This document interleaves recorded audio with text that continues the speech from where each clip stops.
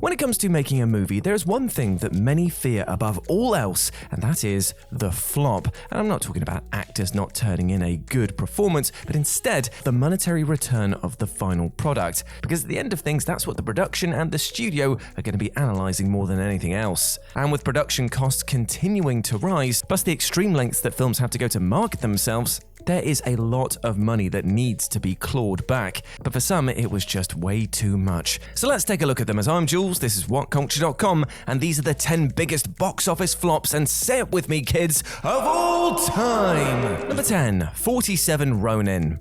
That this Keanu Reeves-driven movie was named for a Japanese epic that it had nothing to do with was only its first problem, and trust me, there were many. Now, the story of 47 Ronin is one of the most celebrated samurai tales in Japan, so when the film had seemingly no ties to the popular work, that movie indeed suffered. And this, paired with the fact that the promised war epic turned out to be extremely dull and left its international cast in the wings, was enough to spell disaster at the box office.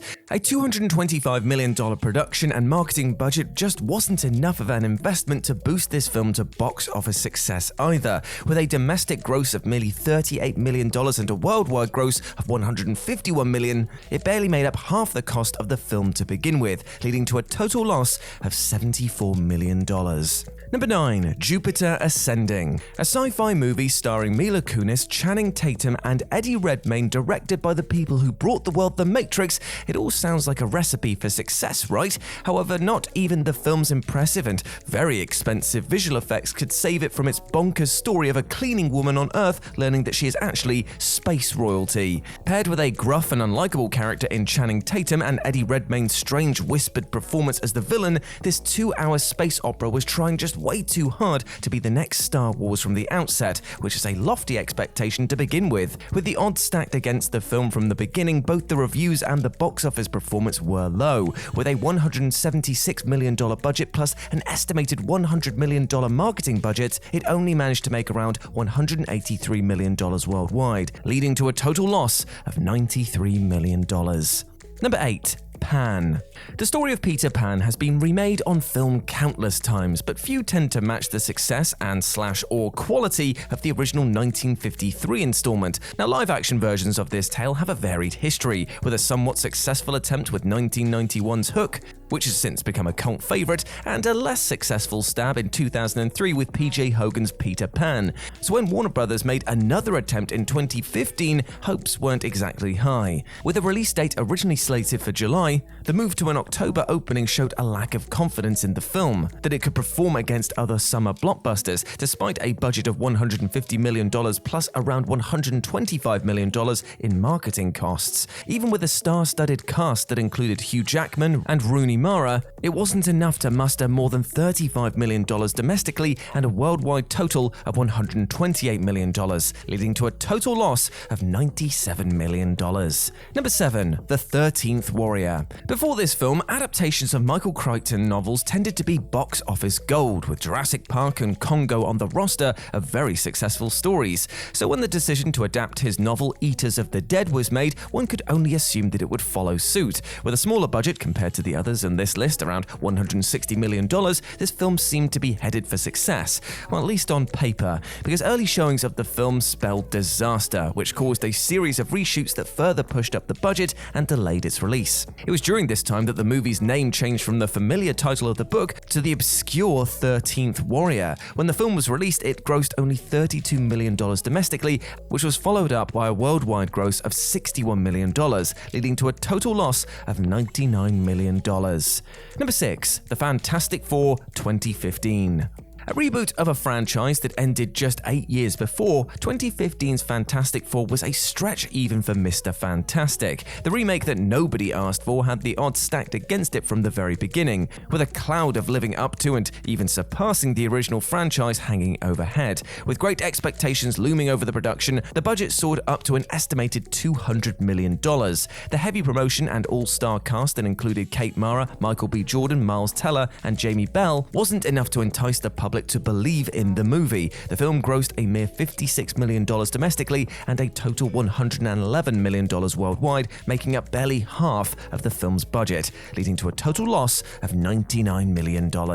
Number 5. The Adventures of Pluto Nash. Eddie Murphy's futuristic action comedy about a lunar nightclub owner was the worst performing project of his entire career, which is actually saying something, as this was the person, lest we not forget, that brought us Norbit. The script for the film was actually written in the mid-1980s and then rewritten and rewritten and then rewritten and rewritten until it finally made it to production in 2000. Once the movie had finally finished filming, it sat on a studio shelf for 2 years before it was released, which is not a huge confidence booster to be sure. With a budget of $100 million plus a $20 million marketing budget, this movie opened to a mere $4 million gross domestically. The reviews were not favorable, and though foreign sales usually help boost up even the biggest of bombs, PLUTO NASH's worldwide gross rose up to only around $7 million, leading to a total loss of $113 million. Number 4. The Lone Ranger, 2013. Even before this movie was released, critics and moviegoers alike were predicting the failure of The Lone Ranger. If not for the somewhat unfamiliar leading man in Armie Hammer, then most definitely for the questionable portrayal of a Native American by the Caucasian Johnny Depp. Once these factors paired with comparisons to previous reboot Western box office flops such as Wild Wild West and a perpetually pushed back release date, the movie barely stood a chance come opening weekend. When it finally did premiere, the film made only $86 million domestically, a paltry sum compared to the $375 million production and marketing budget it came with. Though the film did find more success abroad and managed to make a world gross of around $260 million, it still wasn't enough to make up for the domestic performance, leading to a total loss of $115 million. Number 3. Sahara. Coming down from its high as a bona fide rom-com star in the early 2000s, Matthew McConaughey helmed the 2005 desert treasure hunting adventure film Sahara, alongside Penelope Cruz. Though the film didn't necessarily receive horrible reviews, the exorbitant production and marketing budget of $240 million dragged down the success of this popcorn flick, only grossing around $120 million worldwide. 2 years after its release, the Los Angeles Times even published a story detailing the movie's production and where all that cash was spent, including a $2 million plane crash stunt that didn't even make it into the final cut, leading to a total loss of $120 million. Number 2. Mars Needs Mums. A forgotten film before it even premiered, this animated feature starred Seth Green and Joan Cusack and was directed by Back to the Future's Robert Zemeckis. With quality talent like this behind the film and a substantial $175 million budget, largely due to the 3D motion capture utilized for animation, it's actually surprising that this was destined to fail. However groundbreaking the technology used was, it didn't even break even, opening to a measly $6.8 million in the first week. Though its domestic gross rose to $21 million, its ultimate worldwide gross only managed to reach $38 million, leading to a total loss of $137 million. And number 1, John Carter. You kind of knew this was coming, didn't you? When Disney invested around $450 million to produce and promote this monster film based on the cult series John Carter of Mars by Edgar Rice Burroughs, they were surely hoping to capitalize on the rising trend of adapting popular comic book series to create a franchise. However, the lofty budget produced a lofty box office goal to make profit on this rather niche space adventure, and though it performed much better overseas with a total worldwide gross of around $284 million, it wasn't enough to make up the difference and was such a failure that it ultimately led to the resignation of the then head of Walt Disney Studios, Rich Ross, while also coming with a $166 million loss. Ouch. And there we go, my friends. Those were the 10 biggest box office flops, and say it with me, kids, of all time. I hope you enjoyed that, and please let me know what you thought about it down in the comments section below. As always, I've been Jules. You can go follow me over on Twitter at RetroJ with a 0, or you can swing by Live and Let's Dice, where I do all of my streaming outside of work, and it'd be great to see you over there. But before I go, I just want to say one thing. Hope you're treating yourself well with love and respect, my friends, because you deserve all of the best things in life, and do not let anything or anyone else tell you otherwise, alright? You're a massive ledge, and I want you to go out there and absolutely smash it today. As always, I've been Jules. You have been awesome. Never forget that, and I'll speak to you soon. Bye.